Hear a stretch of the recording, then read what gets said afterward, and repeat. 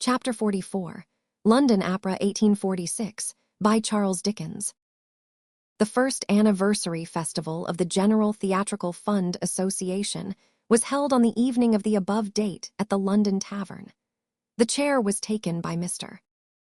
Dickens, who thus proposed the principal toast. Gentlemen, in offering to you a toast which has not as yet been publicly drunk in any company, it becomes incumbent on me to offer a few words in explanation. In the first place, premising that the toast will be the General Theatrical Fund. The association, whose anniversary we celebrate tonight, was founded 7 years ago, for the purpose of granting permanent pensions to such of the corps dramatique as had retired from the stage, either from a decline in their years or a decay of their powers. Collected within the scope of its benevolence are all actors and actresses, singers, or dancers of 5 years standing in the profession. To relieve their necessities and to protect them from want is the great end of the society, and it is good to know that for 7 years the members of it have steadily, patiently, quietly, and perseveringly pursued this end, advancing by regular contribution, moneys which many of them could 99 afford, and cheered by no external help or assistance of any kind whatsoever. It has thus served a regular apprenticeship, but I trust that we shall establish tonight that its time is out, and that henceforth the fund will enter upon a flourishing and brilliant career. I have no doubt that you are all aware that there are, and were when this institution was founded, 2 other institutions existing of a similar nature, Covent Garden and Drury Lane, both of long standing, both richly endowed.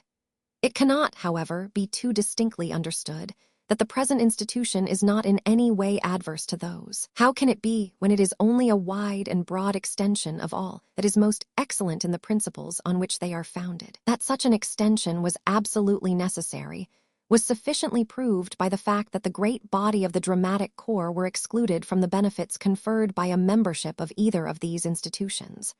For it was essential, in order to become a member of the Drury Lane Society, that the applicant, either he or she, should have been engaged for 3 consecutive seasons as a performer. This was afterwards reduced, in the case of Covent Garden, to a period of 2 years, but it really is as exclusive one way as the other, for I need not tell you that Covent Garden is now but a vision of the past. You might play the bottle conjurer with its dramatic company and put them all into a pint bottle. The human voice is rarely heard within its walls save in connection with corn, or the ambidextrous prestidigitation of the Wizard of the North. In like manner, Drury Lane is conducted now with almost a sole view to the opera and ballet, insomuch that the statue of Shakespeare over the door serves as emphatically to point out his grave as his bust 999 in the church of Stratford-upon-Avon. How can the profession generally hope to qualify for the Drury Lane or Covent Garden institution, when the oldest and most distinguished members have been driven from the boards on which they have earned their reputations, to delight the town in theaters to which the General Theatrical Fund alone extended?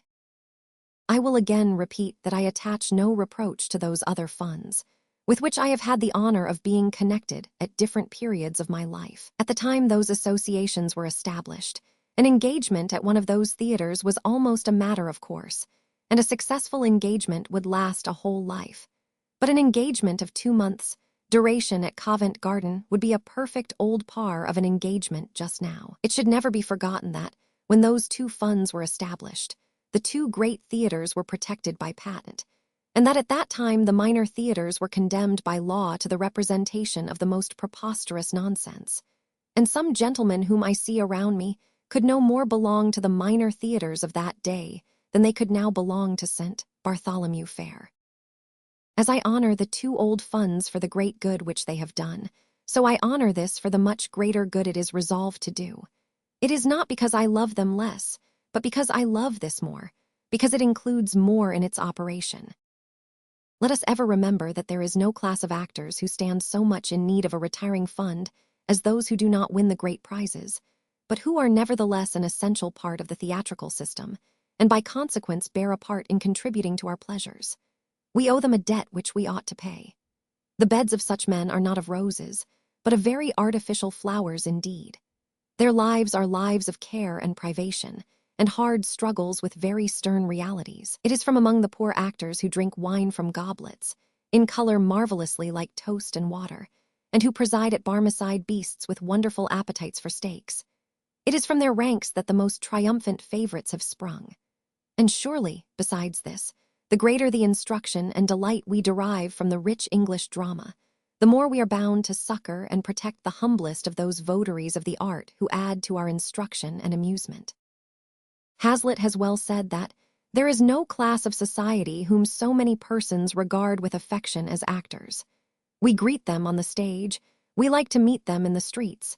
They almost always recall to us pleasant associations. When they have strutted and fretted their hour upon the stage, let them not be heard no more, but let them be heard sometimes to say that they are happy in their old age. When they have passed for the last time from behind that glittering row of lights with which we are all familiar, let them not pass away into gloom and darkness, but let them pass into cheerfulness and light, into a contented and happy home. This is the object for which we have met, and I am too familiar with the English character not to know that it will be affected. When we come suddenly in a crowded street upon the careworn features of a familiar face, crossing us like the ghost of pleasant hours long forgotten, let us not recall those features with pain, in sad remembrance of what they once were, but let us enjoy recognize it, and go back a pace or two to meet it once again, as that of a friend who has beguiled us of a moment of care, who has taught us to sympathize with virtuous grief, cheating us to tears for sorrows not our own, and we all know how pleasant are such tears. Let such a face be ever remembered as that of our benefactor and our friend. I tried to recollect, in coming here, whether I had ever been in any theater in my life from which I had not brought away some pleasant association, however poor the theater, and I protest, out of my varied experience, I could not remember even one from which I had not brought some favorable impression, and that, commencing with the period when I believed the clown was a being born into the world with infinite pockets, and ending with that in which I saw the other night, outside one of the royal saloons, a playbill which showed me ships completely rigged, carrying men, and careering over boundless and tempestuous oceans. And now, bespeaking your kindest remembrance of our theaters and actors, I beg to propose that you drink as heartily and freely as ever a toast was drunk in this toast-drinking city, prosperity to the general theatrical fund.